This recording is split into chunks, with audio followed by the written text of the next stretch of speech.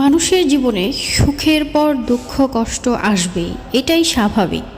আল্লাহ তাআলা প্রত্যেক মানুষকে পরীক্ষা করার জন্য তাদের জীবনে দুঃখ কষ্ট দিয়ে থাকেন।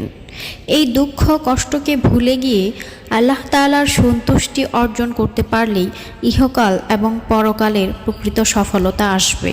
আল্লাহ তাআলা প্রতিটি মানুষের অন্তরে লুকায়িত সকল কষ্ট সম্পর্কে জানেন।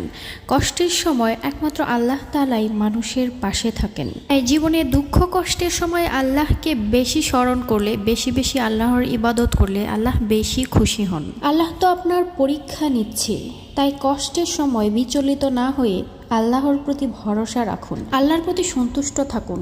আপনার কষ্ট যাই হোক না কেন, আল্লাহ চাইলে এক মুহূর্তেই আপনার সকল কষ্টকে দূর করে দিতে পারেন। অনেকেই জীবনে যখন দুঃখ কষ্ট আসে তখন আল্লাহর প্রতি অসন্তুষ্টি প্রকাশ করে, আল্লাহর প্রতি ক্ষোভ প্রকাশ করে, এমনকি আল্লাহর সাথে নাফরমানি করা শুরু করে।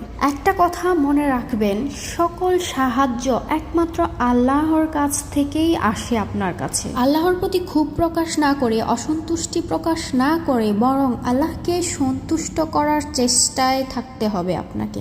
শত কষ্টের মাঝেও আল্লাহর প্রতি শ্রদ্ধা এবং ভালোবাসা নিবেদন করতে হবে।